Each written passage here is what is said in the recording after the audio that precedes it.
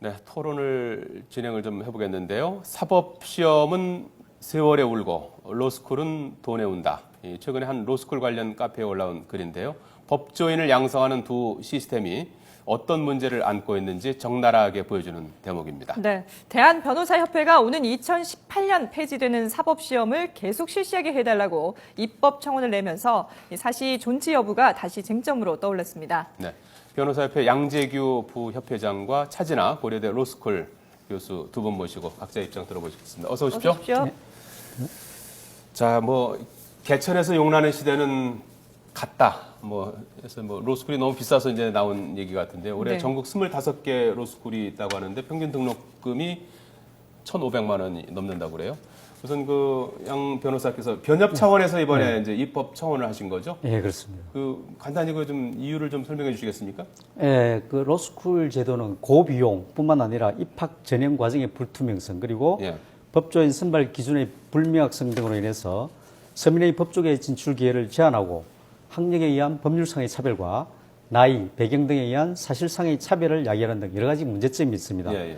로스쿨 제도가 시행된 지난 5년 동안의 성과를 살펴보자면은 부유층이나 사회 지도층의 자제들이 로스쿨을 통해 권력을 세습하는 현대판 음서제로 비치고 있고 네. 또 로스쿨 제도는 사법시험 제도에 비해서 법조계 진입 장벽을 높이고 예, 예. 사회계층을 고스톱화시킬 우려가 있어 공정사회나 사법정의에 배치된다고 봅니다. 예, 예. 사법시험은 누구나 노력하면은 빈부나 환경, 배경, 나이, 조건 등에 관계없이 법조인이 될 수 있는 제도로서 우리 국민 대다수가 네. 인정하는 계층이동의 굉장히. 기회이자 공정한 경쟁사입니다. 예.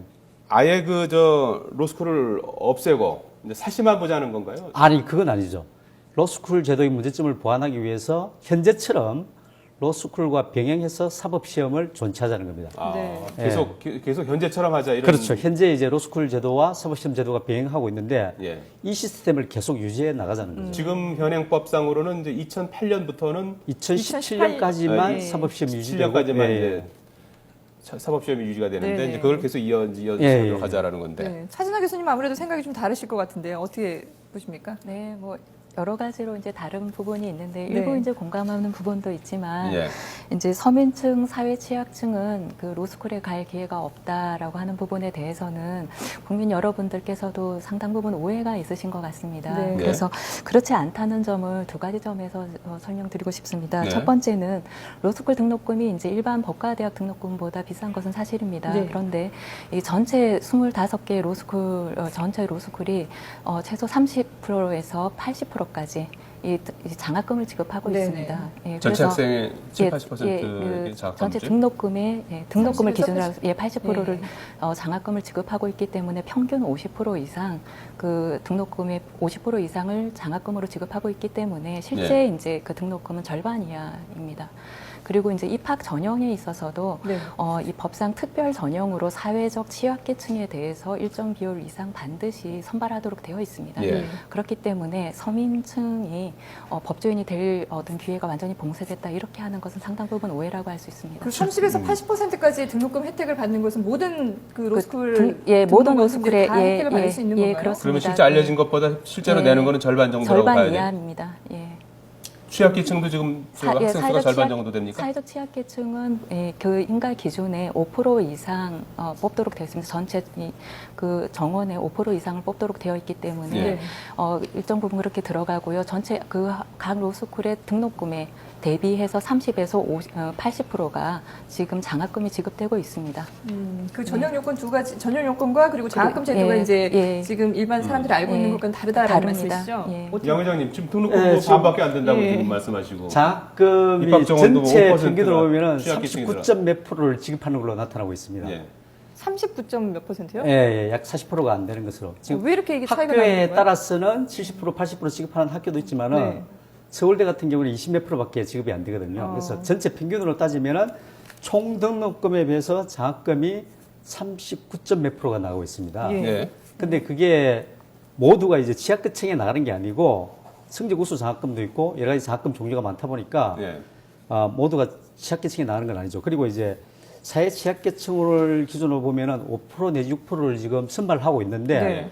그 중에 기초생활수급자 특별 전형으로 합격한 학생은 정원 2,000명 중에서 2009년에 38명, 2010년에 20명, 2011년에 31명에 불과합니다. 예. 기초생활수급자 외에 이제 사회적 배려 대상자 6% 중에는 국가유공자라든지 산재보험금 수급자, 장애인, 북한 이탈 주민, 한부모 가정자녀, 소년, 소녀 가장, 복지시설 재원 경력자 이런 경제적 능력과 무관한 사람들도 사회적 배려 대상자로 입학을 하고 있습니다. 예. 그래서 장학금 제도가 있다고는 하지만은 일반 서민 입장에서 볼 때는 3년 동안 장학금을 100% 받는다는 보장이 없기 때문에 예. 그 비싼 등록금을 감당하면서 들어갈 엄두를 못 내는 거죠. 그래서 기초생활수급자들이 어느 정도 입학하는 것은 인정이 되지만은 네. 그 하위 5%부터 한 40%까지 장학금을 받을 수 있는 사람들이 아예 입학을 포기하고 있는 거죠. 내가 들어가서 장학금을 받는다는 보장이 없기 때문에 못 네. 들어가는 거죠. 그러면 사법시험을 지금처럼 계속 존치시키지 않더라도 로스쿨 제도를 조금 더 수정 보완하는 방법은 없을까요? 근데 그게 현실적으로 굉장히 힘들다고 봅니다. 지금 로스쿨의 재정직자가 굉장히 심하거든요. 네. 그 재정직자를 메우기 위해서 정부에서 지금 지원을 안 해주고 있기 때문에 결국 등록금을 인상할 수밖에 없습니다. 현재는 사법시험 제도가 유지되고 있기 때문에 로스쿨들이 자제를 하고 있지만은 사법시험 제도가 폐지되고 나면은 네. 그 적자를 메우기 위해서 등록금을 더 많이 인상할 것으로 예측하고 있습니다. 예. 이 부분에 대해서 거기에 좀 대해서 오해가 반론하시겠어요? 있으신데요. 그 전체 장학금 아까 이제 모든 로스쿨이 인가 기준에서 30% 이상을 장학금을 지급하도록 되어 있습니다. 네. 그리고 그 이상 지급하는 것은 뭐 학교의 재량인데요. 최저한이 30%입니다. 그리고 이제 이 모든 로스쿨에서 그렇게 하고 있고요. 그 인가 기준이자 평가 기준입니다. 그리고 이 장학금의 80%가 최소한 80%는 가사 형편 곤란자에게 지급하도록 그렇게 되어 있습니다. 이거 평가 기준입니다. 성적 우수가 아니라 성적 가사 우수자가 형편에 아닙니다. 따라서. 그래서 예. 지금 양 변호사님께서 오해하고 계신데요. 예. 전체 그 장학금의 80%는 가사 형편 곤란자에게 지급하도록 되어 있기 때문에 진짜 어려운 학생한테 예, 들어가야 그래서 오히려 각 로스쿨에서는 무엇이 고민이냐면 네.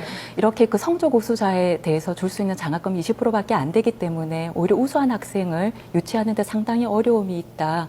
오히려 지나치게 가사 형편 곤란자에게 장학금이 지급되고 그래서 오히려 성적 우수자에 대한 배려가 좀 지나치게 부족한 거 아니냐 이걸 네. 지금 고민하고 있는 형편입니다. 그래서 일반 국민들께서 이 점에 대해서 좀 오해가 없으시길 그럼 바랍니다. 방금 양 변호사님 말씀하신 그 재정 부분이 앞으로 2018년에 사법시험이 없어지면 더 아마 로스쿨 금액이 늘어나지 않을까라고 예상하신다고 하시는데 그 부분은 그 부분은 어떻게 정말 말씀하시나요? 오해인데요. 네. 예. 지금 이 로스쿨이 설치된 학교에서는 법과대학이 폐지가 됐거든요. 네네. 그리고 새로 등록하는 학생들도 없지 않습니까? 그리고 지금 있는 잔존하고 있는 졸업하지 않고 있는 학부생들도 거의 지금 남아있지가 않고 그래서 어떤 등록금을 새로 뭐 더 걷어가지고 한다든지 올려가지고 한다든지 그런 계획이 있는 것이 아닙니다. 그래서 네. 이런 부분에 대해서는 근거 없이 어떤 오해가 있는 부분이 아닌가 이렇게 생각이 듭니다. 지금보다 더 오르지는 않을 것이다라는 예, 말씀이시죠? 그렇게 뭐 지금 양 변호사님께서 말씀하신 거 뭐 어떤 것을 근거로 말씀하신지는 모르겠으나 그런 것은 그 사실이 아니다라고 분명히 말씀드릴 수 있겠습니다. 예. 사실이 아닌데도 이렇게 로스쿨에 반대하는 그 이유는 뭐라고 보십니까? 그래서 이제 이게 그 기존에 저도 이제 그 사법시험 제39회 사법시험을 합격하고 사법연수 31기를 수료한 변호사지만 예. 그래서 이제 사실 국민에 대한 어떤 그 사법시험 합격과 사법연수원을 수료했던 기존의 법조인들이 어떤 국민들에 대한 국민에 대한 사법 서비스가 충분했느냐 하는 데 대한 반성이 필요합니다. 예. 그래서 국민들 입장에서 봤을 때는 사법 서비스가 너무 과거에는 접근하기가 어려웠던 것이 사실입니다. 비용이 수임료가 너무 비싸고 예. 변호사들의 과거에는 그러니까 로스쿨이 도입되기 전에는요 너무나 이 권위적인 태도로 의뢰인들을 대했고 심지어는 변호사들이 의뢰인을 전혀 대하지 않고 사무장이 이를 다 처리하는 그런 경우도 상당히 많았거든요. 예. 그래서 이런 부분들에 대한 비판이 굉장히 많아서 사법 서비스의 양과 질에 대한 어떤 그런 개선이 필요하다 이렇게 해서 사법 개혁의 일환으로 추진된 이것이 이제 이 법학 전문 대학원 제도입니다. 네. 그리고 한때는 그래서 사법 시험을 합격하는 것만으로도 평생이 보장되고 어떤 사회 경제적인 신분이 수직 상승하는 아주 거의 유일한 그렇죠. 예. 수단이다 이렇게 되었었지만 지금은 변호사가 되기는 옛날 사법시험 시절보다는 조금 상대적으로 쉬울 수 있으나 오히려 변호사가 되고 난 뒤에 이 소비자인 국민들의 선택을 받기 위해서 더 치열하게 경쟁을 해야 되는 그러한 시스템이 되는 것이고요. 오히려 이것이 국민들 입장에서는 사법 서비스의 개선에 더 가까이 가는 거 아닌가 이렇게 생각이 됩니다. 네. 네, 아까 경제력 기준 장학금을 말씀하셨는데 네. 지금 경제력 기준으로 장학금을 지급받는 사람들의 경제 환경이 전혀 조사가 안 되고 있습니다. 그래서 제가 저번에 주장했었는데 경제력 기준으로 장학금을 지급받는 학생들의 본인과 직계가족의 소득 수준, 재산세, 건강보험료, 자동차세, 예. 그다음에 보유한 재산에 대해서 조사를 좀 해가지고 실제로 이제 경제력 기준 장학금을 지급받는 학생들의 경제 상황이 어떤지를 갖다가 조사해야 된다고 주장했습니다. 예. 예. 근데 우리가 그런 조사가 없기 때문에 들리는 말에 의하면은 서민청이 로스쿨에 입학하는 학생들이 별로 없기 때문에 아파트 두 채 가진 사람 아니면 교수들의 자제들 이런 사람들이 이제 경제력 기준 장학금을 받고 있다는 거죠. 예. 그 경제력 기준 장학금을 명확히 하려면은 본인과 직계 가족들의 재산 사항을 조사해야 된다는 겁니다. 예. 그리고 지금 또 이제 그 권위적에서 서비스를 위해서는 로스쿨이 도입이 돼야 된다라고 얘기하는 부분에 대해서는 어떻게 보십니까? 그래서 인원이 많아진다고 해서 서비스가 질적으로 개선되지는 않는다고 봅니다. 왜냐하면 이게 박리담회가 안 되거든요. 변호사업이라는 게. 변호사업이라는 것은 전문 지식을 파는 업인데 보다 더 전문 지식을 갖춘 사람들이 봉사를 하고 서비스를 제공해야 국민들에게 질 높은 서비스가 되는 거지. 지식 수준이 안 되는 사람들을 많이 배출해가지고 공급한다고 해서 그 수입료가 낮아지는 것도 아니고 질적 수준이 향상되는 것도 아니라고 봅니다. 네. 지식 수준이 좀 낮다는 건 좀 네. 로스쿨 입장에서는 살짝 기분 나쁠 수도 있을 것 같은데요. 거기에 대해서는 어떻게 발언하시겠어요? 그거는 법학전문대학원 제도 자체에 대한 어떤 부정이 아닌 바에야 그러한 말씀은 뭐 정당 설득력을 갖는 것으로 보기는 어려울 것 같고요. 그래서 거기에 대해서 더 말씀드리는 것은 불필요한 일이 아닌가 예. 이렇게 생각이 됩니다. 근데 이제 기존의 사법시험, 저 자신도 이제 사법시험 출신자지만 이 사법시험에 대한 인식이 이제 아주 소수의 엘리트를 선발하는 그러한 이 시험이었거든요. 네. 그래서 실제로 숫자도 적었고, 그래서 어떤 한정된 숫자의 변호사들이 나는 최고의 엘리트다 이러한 어떤 인식을 가지고 국민들을 대했던 것이 사실입니다. 그런데 이제 법학전문대학원에서 들어오면 뭐 법학전문대학원 제도도 운영상 많은 문제가 있고 개선이 필요한 점은 많습니다. 예. 그런데 그것과는 변론으로 하고 어떤 숫자가 많아지면서 낮은 자세로 국민들한테 더 친절하게 다가가고 비용도 더 낮아진 것은 사실이거든요. 그래서 그러한 부분을 부인하기는 어려울 것으로 보입니다. 그리고 이제 그 법학전문대학원의 어떤 교육의 질을 개선하고 하는 문제는 앞으로 이 제도가 지금 시행된 지 5년밖에 안 됐기 때문에요. 앞으로 더 많은 숙고와 개선이 필요하긴 것은 사실입니다. 예. 지금 대한변호사협회에서 이제 사법시험과 로스쿨을 같이 병행을 하자라고 주장을 하셨는데 이게 만약에 병행이 됐을 경우에는 어떤 문제점이 있다고 보시는 건가요? 그래서 이제 여러 가지 문제가 있는데요. 이것은 크게 4가지 점에서 말씀드릴 수 있습니다. 네. 그래서 애시당초 이제 로스쿨 제도를 우리가 도입했던 것은요. 그 사법개혁의 일환으로 아까 설명드린 그런 것인데 그게 사법시험 제도와 법과 대학의 폐지를 전제하는 것입니다. 네, 그래서 이것은 왜 이렇게 했냐면 양립할 수 없다라는 말씀이시죠? 왜 그렇게 했었느냐면 이 제도를 도입할 당시에 논란이 많았으나 일본이 먼저 이제 로스쿨 제도를 도입하지 않았습니까? 네. 그런데 일본이 법과대학과 사법시험 제도를 존치한 상태에서 법학전문대학원 제도를 도입하다 보니까 법학전문대학원 제도 사실상 실패했다. 이렇게 평가가 되었습니다. 그래서 우리는 그런 전철을 밟지 않기 위해서 네. 일본의 실패의 경험을 타산지석으로 삼아서 그렇다면 법과대학과 사법시험을 폐지하고 그러니까 적어도 이 법학전문대학원을 도입한 그런 설치한 학교에서는 이 법과대학을 병존시키지 못하도록 이렇게 하고 그다음에 사법시험도 폐지하는 것으로 하고 도입한 것입니다. 네. 이 전제에 대해서 꼭 말씀을 드리고 싶고요. 그렇기 때문에 사법시험 제도를 병존시킬 경우에는 아까 말씀드린 지금 이제 이 출범한 지 5년밖에 안 된 이 법학전문대학원 제도가 아직 이 안정되지도 전에 실패를 앞당기게 되는 그런 아주 중요한 요인이 될 수 있습니다. 그럼 두 번째는 만약에 이제 한 가지씩 그 좀 예. 저 말씀을 들으셔야 네. 될 것 같아요. 여기 지금 이제 양 부장님도 있으니까 이 부분에 대해서는 그러면 어떤 입장이신지 좀 말씀해 주시죠. 지금 아까 교육 부분을 얘기했는데 지금 미국에서 3년제고 일본에서 3년제인데 일본 같은 경우에는 인구 1억 2,600만 중에서 사법시험, 지금 신사법시험 합격자를 2,100명 수준으로 뽑고 있습니다. 네. 그래서 굉장히 경쟁이 치열한 거죠. 그리고 대륙법계인 유럽에서는 최소한 7년 이상 법학교육을 시킨 다음에 법조인으로 배출하고 있습니다. 우리나라처럼 로스쿨 3년 만으로 법조인을 배출하는 나라가 미국 같은 경우에 있는데 미국 같은 경우에는 로스쿨 수료한 후 5년 이상을 아주 보조하는 업무, 자료조사라든지 이런 업무를 시킨 다음에 나중에 이제 판사 검사가 될 수 있습니다. 우리나라 같이 로스쿨 제도, 로스쿨 졸업한 이후에 변호사 시험 합격했다고 해서 바로 검사나 로클럭으로 임명하는 나라는 없다고 보면 됩니다. 근데 최소한 유럽에서는 7년 이상 교육을 시키고 있습니다. 예. 그 정도 교육이 되어야 어느 정도 실력이 보장된다는 거죠. 예. 아까 두 번째 그럼 그건 예, 어떤 두 걸 번째는 말씀하세요? 이제 만약에 사법시험 제도하고 법학전문대학원 제도를 이게 병존시킬 경우에는 네. 어떤 많은 예측이 있을 수 있겠습니다만 사법시험 같은 경우에는 이제 그 기존의 사법시험 합격자를 많이 배출하던 그러한 학교들에서 대학들에서 법과대학을 폐지하고 법학전문대학을 설치한 거 아닙니까? 네. 그런데 이제 그런 대학에서의 학생들이 또 사법시험을 준비한 학생들이 있는데 그럼 그 학생들은 이제 그러니까 로스쿨을 둔 학교에서의 사법시험 합격자는 비법학사들이 다수가 주를 이루게 되겠지요. 거의 이렇게 전부가 예. 그렇게 되겠죠. 이제 법과대학 폐지가 그렇게 되고 그 다음에 이제 법학사는 그러면은 로스쿨이 설치가 안 되어 있는 법과대학 잔존하고 있는 그런 학교에서 이제 사법시험을 합격하게 될 텐데요. 네. 이것이 이러한 결과가 과연 바람직한 결과인가 하는 것도 생각을 해봐야 되고 그 다음에 만약 그것이 이제 좀 문제가 있다면 그 법학전문대학원을 설치한 학교에서도 법과대학을 부활시켜서 그러면은 그 사법시험을 보게 하면 될 거 아니냐 이렇게 말씀하실 수 있는데 그렇게 네. 되면 처음에 말씀드렸던 것처럼 우리가 많은 논쟁을 거쳐가지고 법학전문대학원 제도를 도입할 때 사법시험 폐지 그리고 법과대학 폐지 이러한 이 전제가 다 무너지게 되고 그렇다면 원래 그렇게 하려고 했던 것은 일본의 어떤 그런 실패의 전철을 밟게 될 것이다.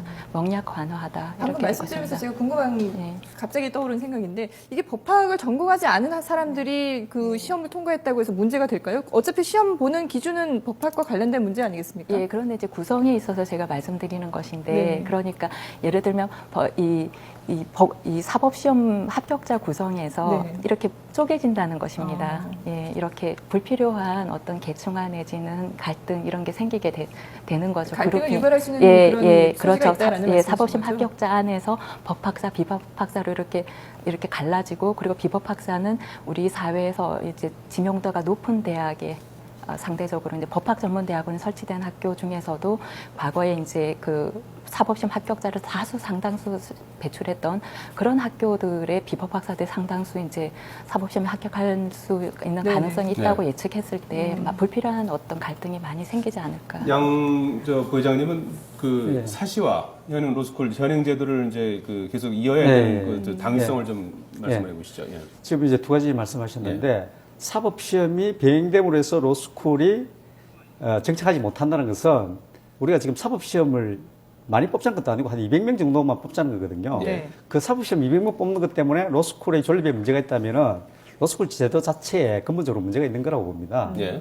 그래서 병행하더라도 오히려 로스쿨이 경쟁력을 가져야 된다고 생각합니다. 서로 이제 경쟁하면서 존립을 해야 되는 거고 로스쿨의 문제점을 보완하기 위해서는 사법시험을 병행시켜서 로스쿨을 보완하자는 거죠. 그리고 또 하나 이제 갈등 문제가 나왔는데 우리 지금 경찰에도 경찰대 출신, 그다음에 고등고시 출신, 간부후보시 출신 세 종류가 있습니다. 지금 임기제로 바뀐 이후에 경찰대 출신은 아직 청장이 한 번도 못 됐고 고시 출신이 6명, 그다음에 간부후보 출신이 2명이 됐는데 다 그런 다양한 구조로 뽑아가지고 잘 유지가 되고 있습니다. 군 내도 마찬가지입니다. 육사 출신, 그다음에 학사 출신, 또 삼사관학교 출신, 학군 출신, 네. 무려 군에는 5가지 종류가 있더라고요.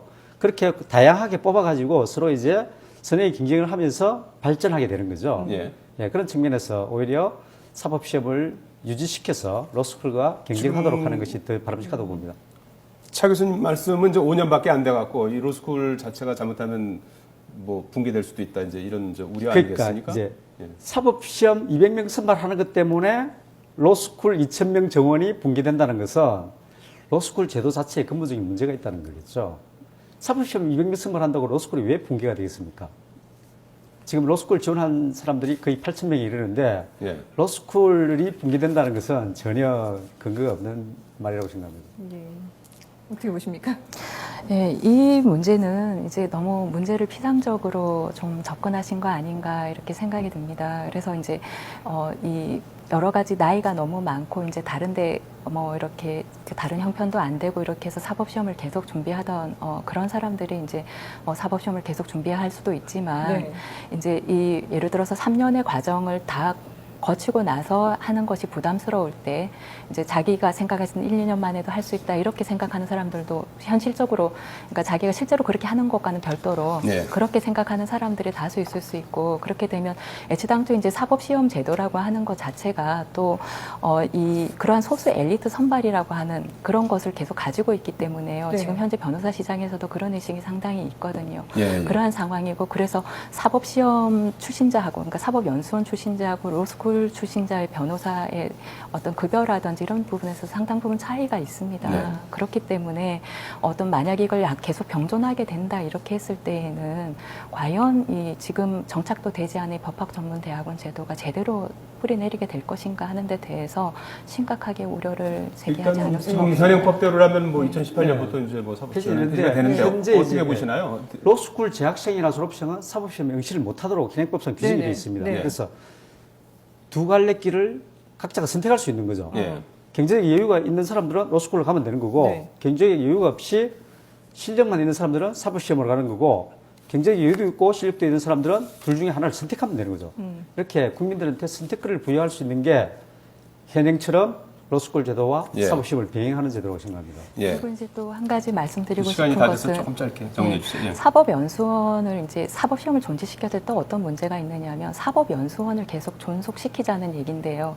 우리가 사법개혁을 국민들이 요구했던 가장 큰 원인 중에 하나가 또 무엇이었냐면 법조 비리 문제였습니다.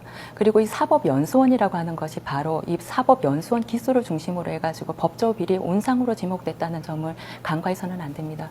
그래서 사법연수원 동기, 선후배 이렇게 해가지고 판검사, 변호사들이 서로 사건에 대해서 이런저런 청탁을 하고 하면서 많은 법조 비리가 만연했다는 것, 그것에 대한 국민적 비판이 얼마나 많았었는지를 네. 생각한다면 사법시험을 존치하고 사법연수원을 계속 존치한다면 아마 그러한 비난이 계속 다시 재현될 가능성이 있습니다. 입법청원을 하신 만큼 이제 이런 그 의견 교환들이 이제 계속 뭐 의견 수렴 과정이 이제 국회 차원에서 이제 이루어지겠죠. 예. 예, 지금까지 변협 양재교 부협회장 차진아 고려대 로스쿨 두 분 말씀 들어봤습니다. 고맙습니다. 고맙습니다. 감사합니다.